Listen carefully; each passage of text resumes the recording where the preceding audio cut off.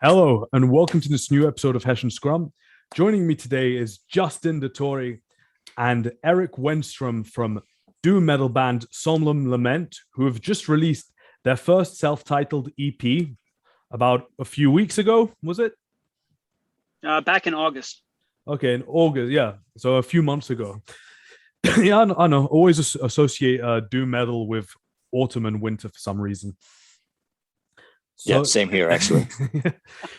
So tell us about your EP, your new band. There's very little info.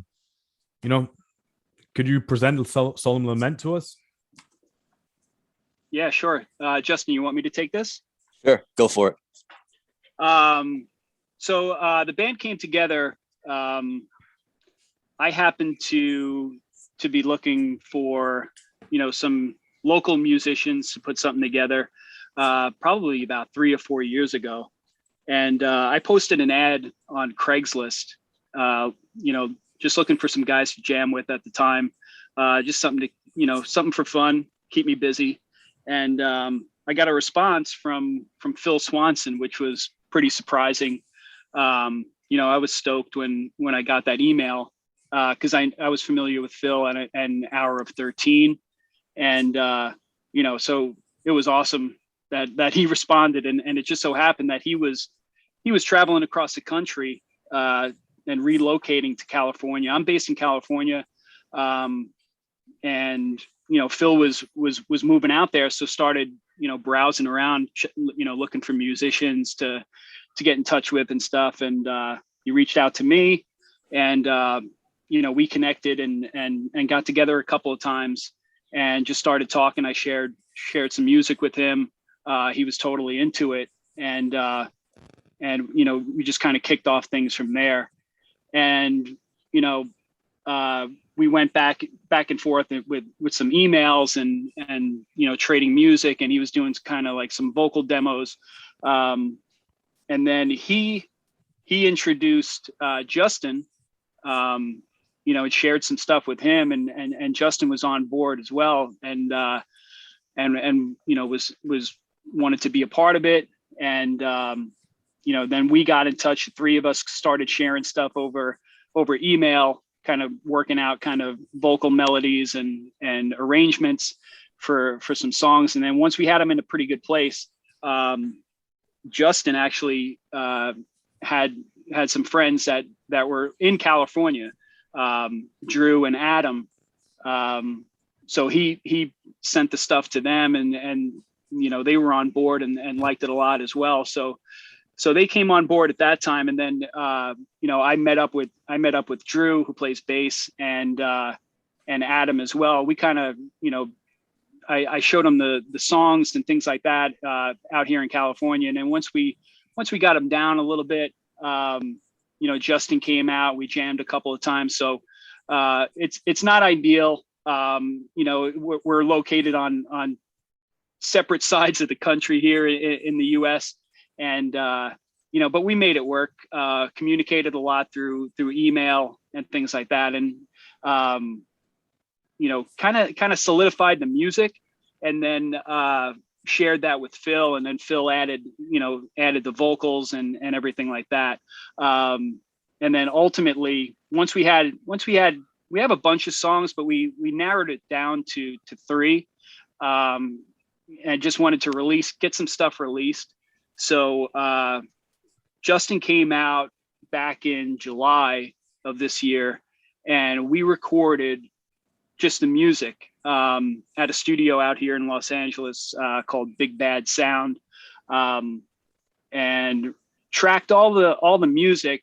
And then later on that month, like at the end of July or early August, I think, at the end of July, we met with Arthur Rizek, who is based in Philadelphia, and he recorded the vocals at his studio. I flew out there, and Justin came down. Justin's located in Boston, so Justin came down.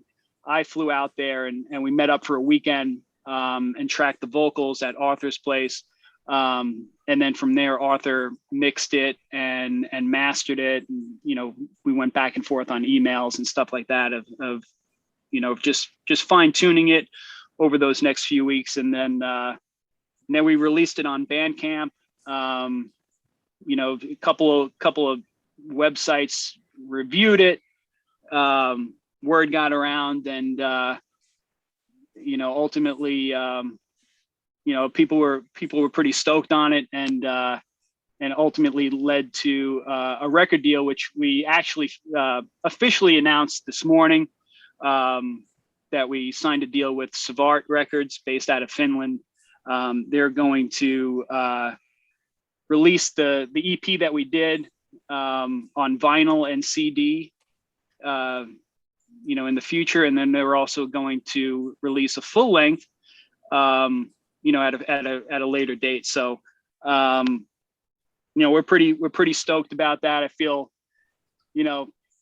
pretty blessed that I got to meet Phil, and he introduced me to all these guys, and it's been a really incredible opportunity for me. I'm just, I was just a guy kind of noodling around on a guitar and just looking for something fun to do, and then blew up into this whole big thing. So pretty stoked on that. And like I said, it's an incredible opportunity, and not only from like a musician side of things, but the guys that are part of this band are pretty awesome, and fun to hang with, and most of our relationship is based off of text messages, but it's always fun, and these guys are pretty cool, and I'm just stoked, and happy to be a part of it. I actually have some additional news, because I just talked to Tarpey maybe like 15 minutes ago. That's actually why I was late. He told me that the tapes of the EP are going to be available in the next couple of weeks. So end of October, we're looking at. So that's the EP is going to be pressed onto a tape on him and Arthur's label called Sword Worship Records. So yeah, that's going to be out end of October. Just letting you know. Nice. So you guys have a Awesome. 7-inch planned, CDs and cassettes. I think it's going to be. I think the EP is probably going to be on a 12-inch. I think. What is that? What Savart said? Yeah, I think so. Just based on the length of the tunes, right? So yeah. I don't think that's going to fit on a 7-inch. It'll be a 12-inch. Yeah. Let's talk a bit about the flow of the album, which is you can tell that the way the songs flow from one point to another, which was done with a lot of precision. I felt first you have like the intro, obviously, and then Celeste, which is the kind of very the hook based song, goes down to Old Crow, and then finishes it with the very sad and melancholic Stricken. Yeah, I mean, those three songs were the ones that stuck out to me the most. That's why I wanted to record them first. You know what I mean? I felt like they're all a little bit different. You know what I mean? Like it's the same style, but had variations between one another. So that's why I wanted to record those. Yeah, I thought out of the bunch of tunes that we have, I thought that one, or those three, kind of, there was a good variety in there. So yeah, I think those three kind of sum up the sound of Solemn Lament. Right.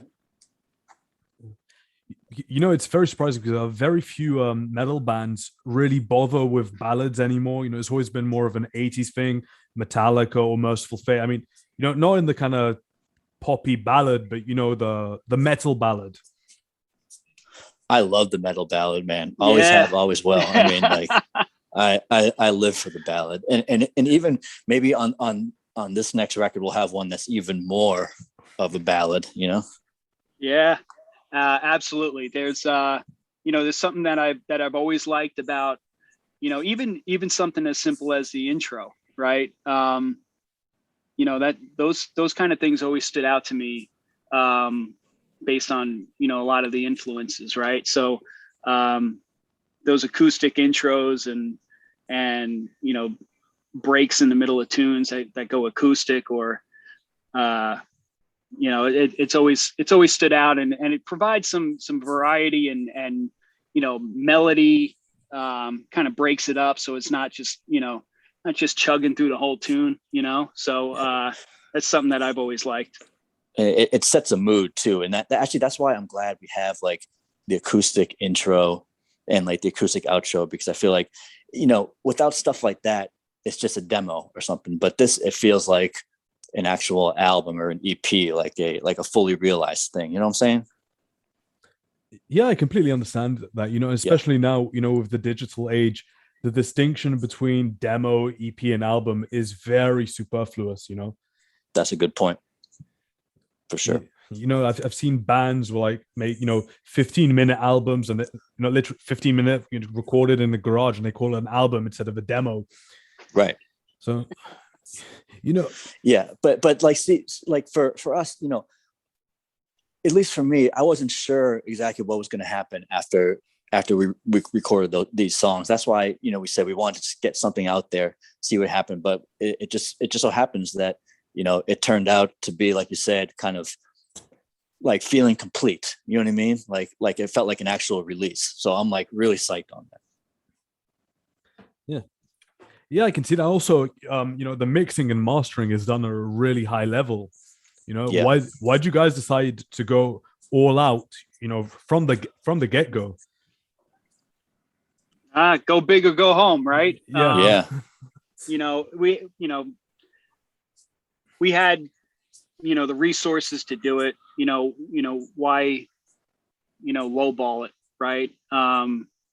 We work with an awesome engineer, Zach, at Big Bad Sound, who is just so easy to work with, and knew everything, and knew the band, knew the music, and then the opportunity with Arthur is like, that's just incredible, for everything that he's done, and the caliber of artists that he's worked with.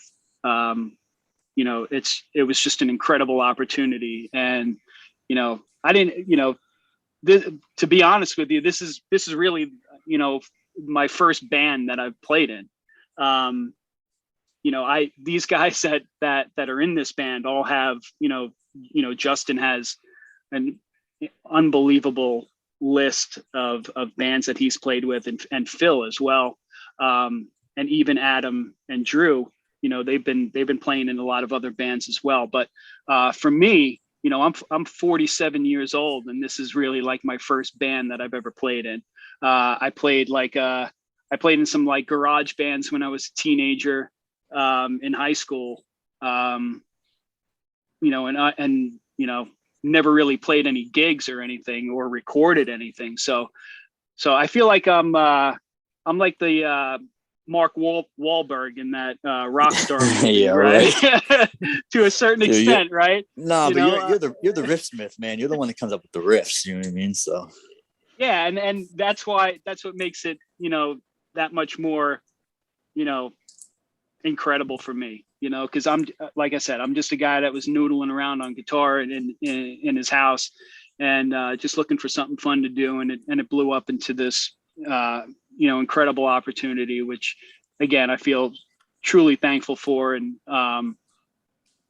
it's just been a hell of a ride, right? So but yeah, I mean, this is the first thing that I've ever released, so I wanted it to sound as good as it possibly could, and do whatever we needed to do to accomplish that, and have the opportunity to work with these musicians, even if I was the one writing it, it collaboratively. I needed these guys to provide some input and some guidance on some things, especially during the recording process and things like that.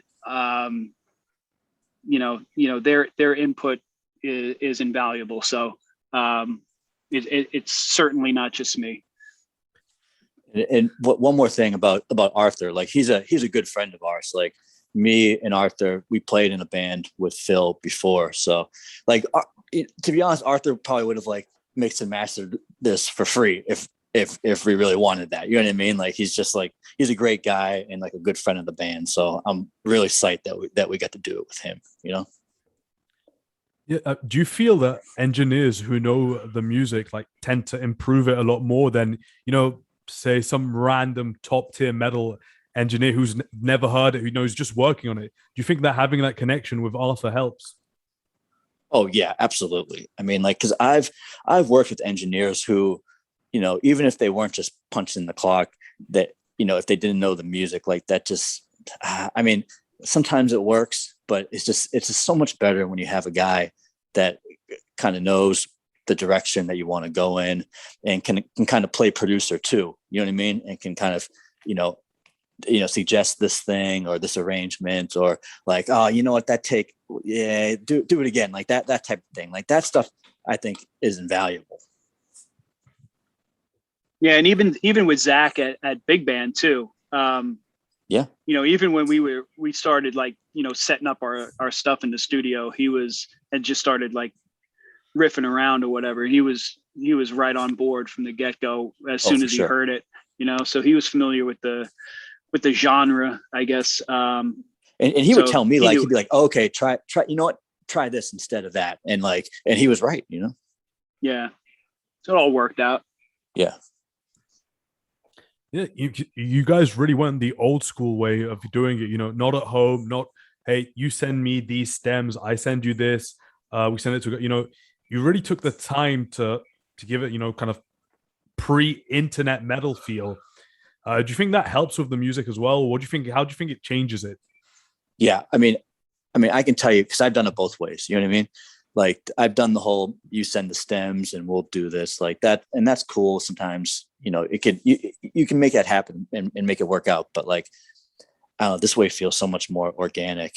And like you got to remember, like we had only jammed a couple of times like before this. You know what I mean? So like being there like all together in the studio, like having like a good engineer / producer guy who knows what he's doing, like it I don't know, it just, I feel like that it really helped things. And it probably would have turned out way different if say I recorded drums in Boston and then they recorded in California and then we sent the vocals from Philadelphia. You know what I mean? Like, so it definitely had an organic vibe, and that definitely helped with like, just like maybe not stuff that people can really point out listening to it, but like with the groove and with the energy and like with the attitude, like that's all important stuff that definitely would be different if we had done it remotely. Yeah, the only thing that was missing is the completely analog production. But it sounded like it came out of the 80s. Yeah, that would be cool. But like the thing with analog, it seems like, I don't know, like less and less studios are doing that. And like, it's just easier for editing purposes to do it digitally. But like, I get both things, Yeah. And I needed a lot of takes. No, you didn't really. To be honest, we actually banged it out like pretty fast. I was pleasantly surprised, Yeah, that's true. Like what we anticipated with the number of days that we had scheduled, and what we thought we were going to accomplish during that time, worked out, in our favor, definitely. Yeah, sure. So we finished early, and we were able to fine tune things, spend some time fine tuning things at the end, and making it as good as we could. So it all worked out. It always surprises me to hear that more and more studios are going digital, and I'm just thinking, wait, can I buy the machinery? Because a lot of the equipment's fairly cheap at home. So yeah, what does going to a studio in like 2021, does it really help? Is it that much different than if I sat at home, brought some friends over, brought a producer? I don't know. I mean, like, well, the studios that we went to, first of all, like they seem like really, really good. Like the one in LA is like, almost like industry standard type of studio. You know what I mean? And like, to me, you can hear the difference. Like I'll listen to some records and I'll be like, you know what? They use Pro Tools, but I bet they record this at home. You can just tell, you know what I mean? Like, so, like like if you record at home, unless you live in like a mansion, you're not going to have a big drum room. You know what I'm saying? Like you're not going to get like that big drum sound. Like it's just like you're not going to get that organically. I'm sorry, it's just not going to happen. Like where we recorded, we had a big ass drum room. It was awesome, like vintage kit. Like that's like certain stuff where like maybe you can pull it off like at home, but like there's a difference. Yeah, I mean, I can Yeah, definitely tell I on your agree. album. What'd you say? I can definitely tell, on your album's great production. That's the first thing that really struck me. Yes. Very warm sound, yet really crushing and powerful. Yeah, and it's just the like Arthur, the guy that mixed it and mastered it. Like we told him what he wanted, and we're like, listen, we don't want the modern sound. Like, no offense to that, but that's just not what we're going for. We want something that's a little more vintage, like a little more, little more in the tradition of the bands that we love, and he did it. So yeah, and you know what surprised me, as metal has kind of moved away a lot from clean vocals. I remember hearing Celeste first, and I was expecting a death metal growl, because we've heard that kind of like very melodic doom metal. Why choose a more melodic singer? You want to answer that? Yeah, I mean, I think the music is based off of a lot of influences from that, the early Peaceville 3, right? Which all had that type of vocal. And I think what I was looking for was just, a version of that with the style of music with that clean vocal style, and working with having the opportunity to have Phil sing on this was just the perfect match for that, because the way that he interpreted the tunes was with that same approach, right? So he was listening to these songs, and he heard that early My Dying Bride, that early Paradise Lost, and what he did is he matched that kind of style with his vocal style. So I just think it's in a way it's a little unique. I mean, take that for what it's worth, but I mean it's that style of music, I think, and that's what you're hearing. Like you were anticipating that kind of death metal growl with the clean vocal style, and I don't, I'm not up on every genre and every band that's happening nowadays, but I'm kind of an old schooler, but I honestly I don't think it's been done a whole lot, I should say. So it kind of makes it a little bit unique. Again, we're not doing anything like out of the norm here, and there's certainly nothing that hasn't been done before. But I think that kind of style and that kind of approach that Phil took makes it a little bit different from the others. And also, I think, just to add to that, like in my opinion, Phil is like the best singer for doom. Like he's like one of my favorite doom singers, like bar none. You know what I mean? So like if you get a chance to collaborate and work with Phil, like you're gonna want to do that too. You know what I mean?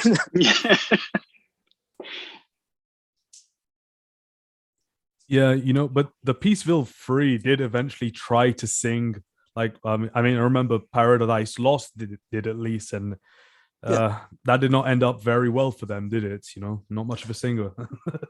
Oh, see, I disagree. I think he's good. But I mean, I like his death growl the best, but I think he can pull off being the James Hetfield rock star guy. But like, you're right. Some of the other bands, not so much. You know what I mean? I think when they changed to that clean vocal style, especially with Paradise Lost, their music changed as well. It wasn't the same. It wasn't the same music behind him. So I think that's where it kind of differs. So what are your plans for the full length?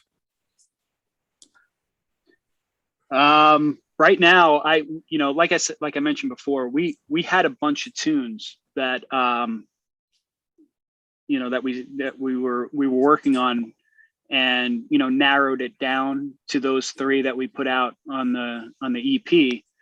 So we have a bunch of tunes written. I actually have about three tunes that I haven't shared with anybody yet in the band. It kind of takes me a while to kind of just make sure that everything is how I want it to be, and I go through a process of recording stuff and listening to it back, and I usually take it or put it on my phone and listen to it in the car for a while. And embarrassingly, I kind of sing to the some of the music and put together kind of those guitar harmonies or melodies for some of the riffs. So it's kind of a process that I go through, but it takes me a while to kind of make sure that everything is good, and then I'll share it with the rest of the band, and you get their feedback and then adjust things as needed. Yeah, so we have about, I don't know, Justin, maybe like four tunes that I've shared previously, and like I said, I got a couple others in the works. So like my plan is to maybe get about 10 songs. The songs are pretty long, but maybe get about 10, and then kind of narrow it down to maybe like 7 or 8 for the full length, and see what works best with once the vocals are done, and see where the songs are kind of netting out, and then kind of narrow it down. So that's the plan. So yeah, I'm pretty excited about what you got so far, because the riffs I really like them. It seems like some of the songs are more like a little bit gloomier, a little longer than a little more somber than some of the ones that we had on the first release. So it's gonna be really doomy, very interesting. So I'm pretty psyched on it. Earlier on, you mentioned a few minutes ago that you're not making anything out of the ordinary. Now, I love to ask the hard questions. If you're not trying to make something unique, where is there a value in playing music that's already been done? I think so. I mean, like, we're saying like not reinventing the wheel, like not totally, inventing like a new genre of music. But I think if especially in something like doom, which to me is like a modern day like folk music, made by like regular normal people, like normal flawed people. So if you can, if you have that emotion and that passion there, I think that comes through, and I think it totally makes the music worthy, in my opinion. Yeah, and if it's worked in the past, it'll work now, right? So this is really just an outlet for me. It's a music that I grew up on, that I love, and it's fun for me to play, and it's fun to come up with ideas, and and I'm just stoked that people enjoy it as well. So hopefully I could kind of, a lot of the bands that I love, like we mentioned, they've kind of departed from that original sound, right? So if I could bring that back or share that with somebody that's an old schooler like me, and likes that kind of thing, and kind of bring it back a little bit, why not? So I'm just glad that that people like it, and the feedback that we've got so far has been pretty positive. So why stop now? Yeah, I do agree with that. I do believe, as long, if the emotion is authentic, you're going to get your kind of little niche where you separate yourselves from the others, just enough to have your own sound, which is I think what you guys are doing. You have to see with the full length. But this is a question for Justin. Justin, I know you played briefly in Funeral, right? I did, yeah. So you go from this many years ago. because you went from this very kind of technical, over the top death metal, something a lot more restrained, a lot more tasteful, might I say. Like, how do you manage to, because metal drumming tends to vary a lot from a style to another, I've realized. So how do you manage to kind of like still keep yourself challenged, despite going at a much slower tempo? Oh, see, I mean, I came from punk, right? So I had been playing fast music for years. You know what I mean? Like that was what I was into, growing up, especially when I was younger, like a teenager and stuff. But now to me, I find slower drumming much more fulfilling. I don't know. I just feel like a strong attachment to it.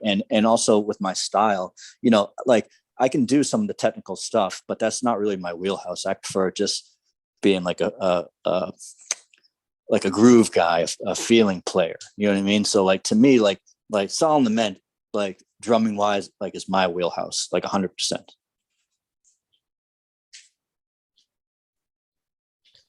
Yeah, we can definitely hear that. There is a very strong sense of rhythm, that just kind of deviates a lot from what, from all of the standard 4/4 stuff that, a lot of bands do nowadays.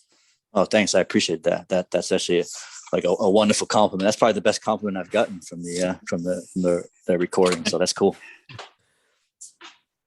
I think Justin could play anything. No, there's definitely like some drummers that I hear now, and I'm like, I can't touch that stuff. You know what I mean? Like that, like they're like scientific players. Like some of these guys, I'm like, whatever. Like not in a million years, but like I said, this is the kind of stuff that I like doing. So. Yeah, I think a lot of those guys are cheating, because the modern clicky drums are so similar to drum machines that you can't really tell the difference. Yeah, that's true. Like you watch them play and they're just barely tapping the drums and stuff. A lot of it is programmed, or it's triggered and whatnot. So I mean, whatever. Like that's an art in itself, and I respect it. Like I respect that world for sure. It's just not my world. So, but I can guarantee you, like maybe we did a couple of edits in post, but what you hear is what you get in Solemn Lament. Like that goes all around. Yeah, I mean, it feels very natural. I'm guessing. Yeah. A lot of the stuff, every single member wasn't recording in short takes. You weren't doing, all right, play one riff, repeat 4 times, play the second riff, repeat 8 times. No, not at all. No, we don't, like I said, those are like takes. Those are us playing the song. Simple as that. So are you guys planning on playing live? I want to play live. I talked to Phil about it. He definitely wants to play live too. I know, Eric, you're down, right? Yeah, absolutely. It'll be my first ever gig. Wow, that's amazing. That's awesome. I did play at a battle of the bands though when I was in high school. That's cool. I was only filling in for my friend's band, so wasn't official. Yeah, no doubt. But like we'll see where it goes. Like maybe we go out and play our first show in California. Maybe we do. Who knows? You know what I mean? But I'm definitely down to play out with this band. Because Eric, you said you were 47, right? Yep. That's more than twice the age for a lot of metal musicians to have that kind of impetus. Why so late in life? I've noticed personally that metal bands are just getting older and older nowadays. Yeah. I grew up on this music when I was a kid, right? And like I said, I played in some like garage bands and with my friends and stuff like that. And then life happened, so I went to college. I got a job. I met my wife. I have a family. I have 3 kids, and that took priority. But I've in the background of that, I've always continued to play guitar. May not I'm not practicing every day and things like that. I'm not a virtuoso by any means. In my mind, I could barely play, but I just write. I like to write music. And then, now that my kids are a little bit older, and, I started looking for, and here's the thing, I'm originally from New York, and I moved out to California back in 2007. And, I don't know anybody here. And, so, I spent a lot of time, like my free time, like noodling around on the guitar. And, I said, what the hell, I might as well look for some people to jam with and, see if I could find anybody that's into the same thing that I'm into. And started looking around. I went through a, painful process of meeting up with some people, and you run into quite a few kind of knuckleheads across the way, and it's like, why bother at some point. And then like I mentioned before, I had opportunity to get a response from Phil, which totally changed things. So it's just something that I have time for now, even though I'm an old man, and you're never too old to rock and roll, right? Definitely, very true. So for the full length, stylistically, are you guys going to continue in the same vein, or are you going to move to slightly different direction? I mean, what are you guys gonna do from here? I mean, I'm hoping that it's an expansion of what we did on the EP. You know what I mean? Like, we're not going to, radically shift gears to like a different genre. But like I said, some of the songs I've heard now seem a little longer, a little more epic. But I don't know, like, a lot, but at the same time, a lot of the songs that we have were kind of written at the same time as the ones that we recorded on the EP. So it will fit, you know what I mean? Like as far as like the like the narrative, it still fits, within those bounds. Yeah, because on Celeste, the way the song kind of drifts off after the second chorus, is very moody, very lamenting. It's a very solemn lament. We could say that, right? Yeah. That was a little homage to Trouble. Great band. Yeah, for sure. Yeah. Trouble is my favorite band. So like, if we can have more Trouble parts like on this record where it's just dueling kind of guitar melodies, like that's like my favorite thing. So like, I want more of that, just saying, just letting you know, Eric. I got it covered. All right, cool. Right on. Yeah, I felt that part, like you guys were really comfortable. That's what you really wanted to do as well in the, the Old Crow. And so are you guys going to really continue have those long instrumental passages like that, very well harmonized, very epic? Yeah, I think that's the same approach with the tunes that are in the works. A lot of them are over 7 minutes or even longer. A lot of music, there's a couple of that clean sounding guitar intros and some acoustic stuff as well. And yeah, a lot of that dual guitar harmonies that Justin mentioned in the style of Trouble. There's a lot of that. So my main focus on these tunes, like I said, when I bring them in the car and kind of work them out in my mind, it's really about the melody, right? So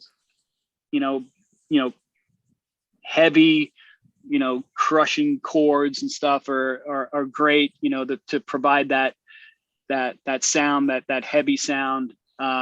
But it's really, for me, it's about that melody. I wanted to appeal to people who may not be metalheads, that could kind of relate to the song and hear something in there, an emotion, or, a lot of it is kind of,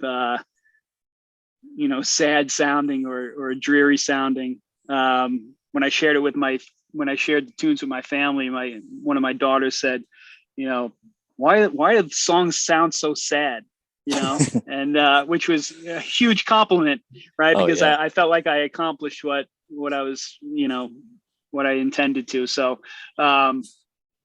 it has that feel. It's heavy, it's slow. There's some groovy parts a little bit. That chug, that head bobbing part, like Celeste has, and things like that. So it's a good mix of across the board. But like I said, it always goes back to that melody, and kind of with a like a little catchy hook or something that sticks in your head. That something memorable. And I feel like Phil is like the king of like coming up with like catchy hooks and melodies like that. So like we're pretty fortunate that we have him on vocals, Absolutely. Because if it was just a guy doing like death grunts the whole time, it would change the dynamic completely, even if the song structures were the same. Yeah, definitely. Phil's got the magic touch. Yeah, for sure. I mean, melody is a very lost thing in death metal nowadays. Even like a lot of these doom metal bands, it's like chug chug chug chug, slow chord, chug chug chug chug. There isn't much difference differencing the songs. Whereas with this EP, whether someone loves it or hates it, which song is which. There is no way to confuse them, which is something that I'm really starting to hate with metal, and really starting, I just can't stand, a 40-minute album where you have 5 8-minute songs are all the same nowadays. It's just too much. Yeah. And I think I agree with you. And I think one of the things that we try to do is we try to make the arrangement simple. Like we don't want to be the band that has too many parts, because there are bands that I love that have a lot of parts, but like if Celeste had 15 parts in it, like I feel like it wouldn't be memorable. You know what I mean? So like it's important that we keep it to maybe like 4 or 5 each song, just so you could, it gets in your head, and it kind of hypnotizes you, because like the bands that do the too many parts, like they'll have some good stuff here or there, but like it's hard for me to not tune out. You know what I mean? It's really not needed most of the time. Sometimes people feel like they're obligated to create something, to add additional parts when it's really not needed, or they feel obligated to make it more complicated sometimes. Like somebody's going to critique their playing, like, oh, this guy, just playing basic stuff. And I think it ruins the song. A lot of these, guitar virtuosos and playing a mile a minute. A lot of these guys are great and talented, but they probably couldn't write a song to save their life, Totally. So, stuff like that. It's, keep it simple, straight to the point. I think that's the best approach overall. I mean, like you said, one thing that is lost, a lot. It's very. I find the hardest part of songwriting in metal is knowing when to hold a simple moment. Sometimes you have those melodies, those parts, or the groove where you need to hold it for like a minute or a minute and a half. Sometimes even 2 minutes in the case of more atmospheric bands. But when do you know? What? We can play that for a while, and we know it's not going to get boring. Where'd you come up with that? Yeah, I totally agree. And it's just like that. But that comes down to like psychology and the psychology of music, and a lot of guys, I'm sorry, just like they're like Eric said, they're talented technical players, and they can blow me away any day at guitar, at drums, whatever. But if they don't understand like the intention or the psychology of the music, then like what's the point, other than like trying to impress people? Like I don't care, like I'm not impressed, like I'm not going to listen to it. It's not what I want. So yeah. And back, growing up when I was younger, and it was like the heyday of death metal. So, I got on board with all of those bands that the originators of the genre. That was, right around my time. So, I loved everything that was coming out in the late 80s and early 90s. And then the scene just got saturated with just garbage, right? And just, same old thing over and over and over again. So, it kind of tuned me out, and then I started listening to some other stuff that was, a little bit more unique, right?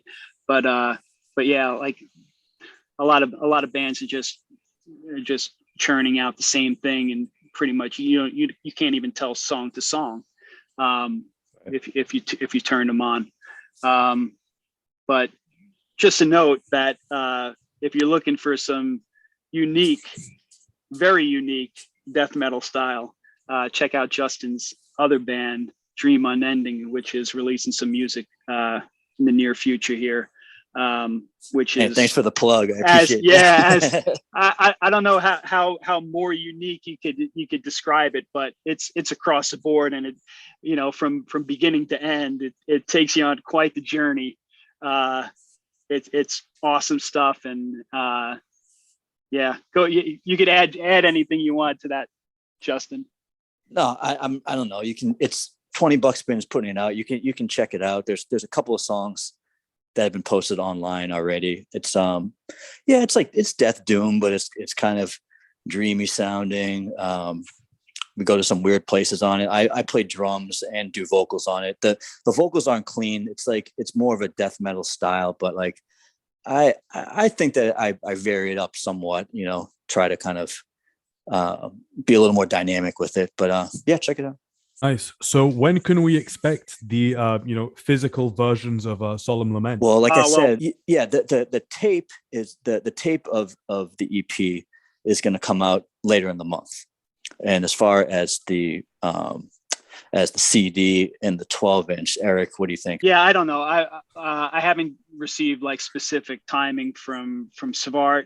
I provided them all the files and everything, all the music, cool, and artwork and everything. So I would assume, sometime in the first half of 2022, and then, probably aiming to do record the full length as well next year sometime, and get that out either late 2022 or sometime early 2023. That would be ideal, but again, I'm not in charge of the timing on that, so don't hold me to it. So yeah, and you probably know that like the pressing plants are backed up right now. Like it's going to take, I think what I've heard is like between 6 to 8 months to get anything out. It's just crazy right now. Yeah, it's been a huge hassle in Europe over the last couple. I believe it. Yeah, that sucks. All right, anything you guys want to add? Thanks a lot for this is awesome interview, and it's cool to do an interview with a guy is really thoughtful, listen to the record and understands it and stuff. You know what I mean? It's really cool for real. I mean, look, I'm not going to ask you the same fucking 5 questions. Oh, how's COVID? Oh, how's this? Yeah, totally. I appreciate that. Yeah, thanks again for the support, and thanks for appreciating the music and doing your research on the band. Even though there's not a whole lot about the band, but there's some key members of this band that have a pretty big history. So thanks for taking the time and supporting this, and hopefully we can do it again at some time. Surrounding the release of the full length, that would be great. Yeah, and hopefully we play Europe too. That would be awesome. I really want to do that. All right. Yeah. Thanks a lot, man. I appreciate it. All right. Have a good one. All right, you too. You too. Bye.